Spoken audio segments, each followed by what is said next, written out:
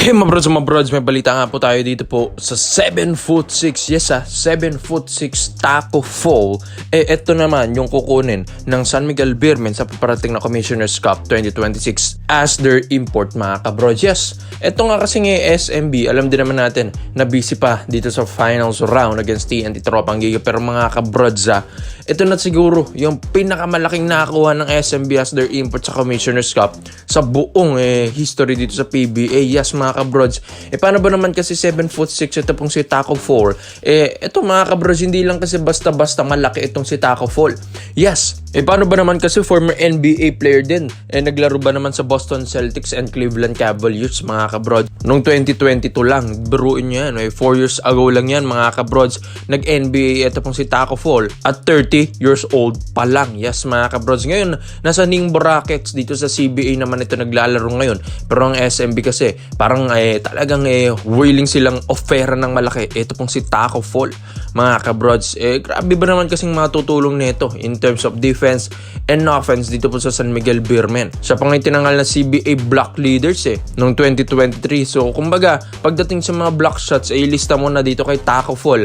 Ikaw ba naman payungan ng 7'6" at yun mga kabrods, mas maganda na dito sa SMB dahil ang SMB ngayon ay ito gusto nilang gawan ng Grand Slam bid. Ito pong koponan nila. Ito mga kabrods, ito pong SMB kasi nakuha yung championship ngayon, tapos kukunin na naman yung championship sa Commissioner's Cup 2026, tapos kukunin na naman yung championship sa Governor's Cup mga kabrods. Ang SMB gumagawa ng Grand Slam bid. Kumbaga nainggit sila dun kasi sa mga ginawa ni Coach Tim ko nung San Miguel Coffee Mixers days. So gagawin din ulit ito ng San Miguel Beermen. So mga kabrods, ito pong si Tacko Fall, ewan ko na lang kung hindi pa mag-champion ng SMB dito next season. Paano ba naman kasi meron ka ng best player of the conference ngayon na katulad ni Junmar Fajardo, tapos maglalaro next season, tapos dagdagan mo pa ng Tacko Fall ng 7'6". Ewan ko lang kung malalaki yung mga imports na kukunin ng mga iba't ibang kupunan bali-balita yung Hinebra baka kunin yung Zochi daw ng China na 7'1". Kaya ito parang paparesan din ng SMB ito.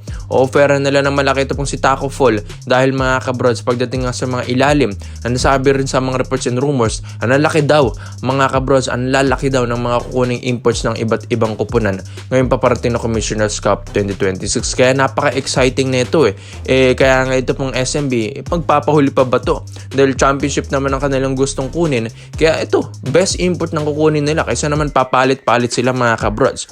So skill set naman ni Tacko Fall, syempre pang ilalim ito mga kabrods. 7'6" na pang ilalim, kayang blumak talaga ng kahit sino, tapos kaya rin mag-rebounds, kaya rin mga kabrods umilalim at talagang mag-post up play, marunong din gumamit ng pangangatawan, may footwork kahit papano. Tapos mga kabrods, onting talon lang sinusumbo na lang sa ring ni Tacko Fall mga kabrods, may pangangatawan din.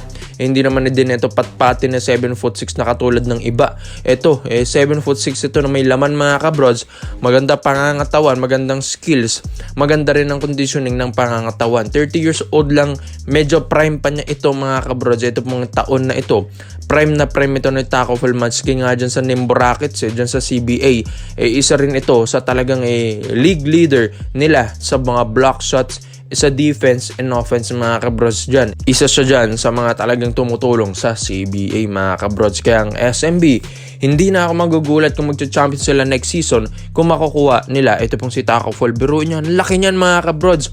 Manliliit nga dyan si Kai Soto kapag tinabi mo kay Tacko Fall. Kaya ikaw mga kabrods, Tacko Fall to SMB, ito na ba yung best import makukuha nila ngayong Commissioner's Cup 2026?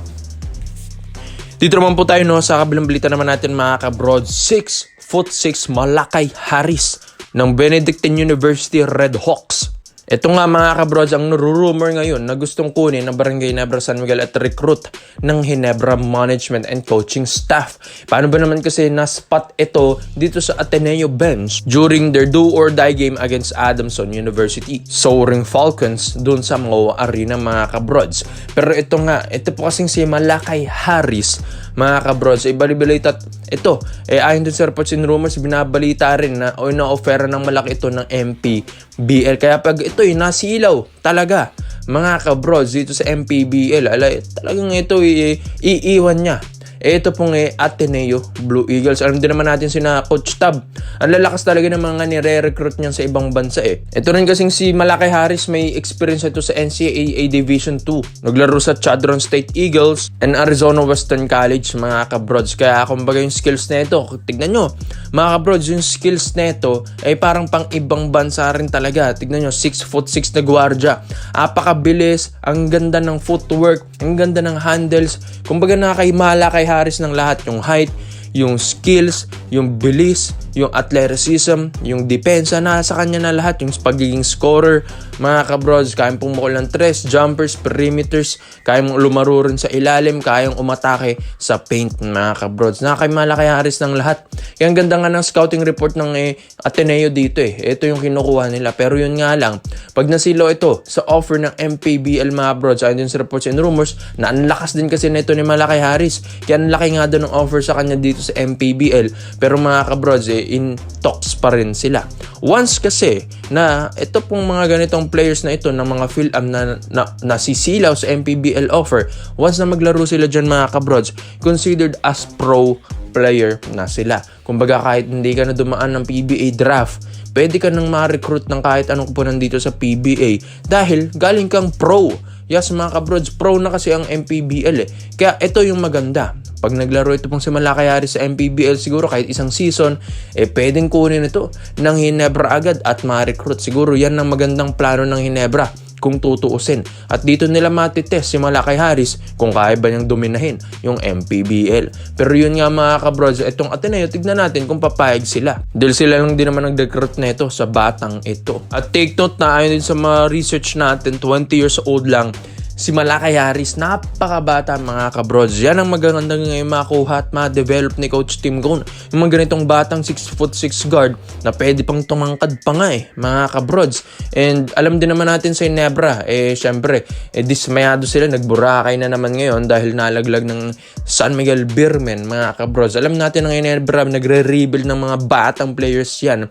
Kahit nagboborakay yan, mga kabrods. Kaya itong mga ganitong scouting reports at plano ng Ginebra, pag ito ay natupad, mga kabrods, na makuha nilang isang Malaki Harris, talagang papalag na sila next season. Hindi ko naman hinahype si Malaki Harris, mga kabrods.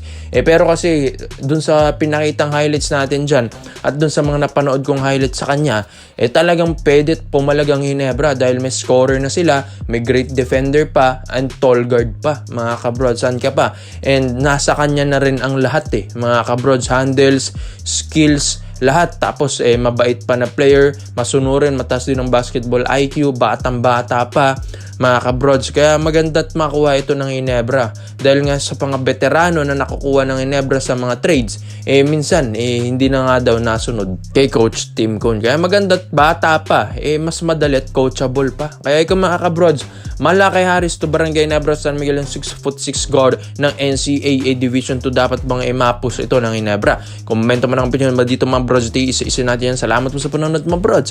This is Phil Basketball Kings Basketball Trade-Up channel lang. I'm out.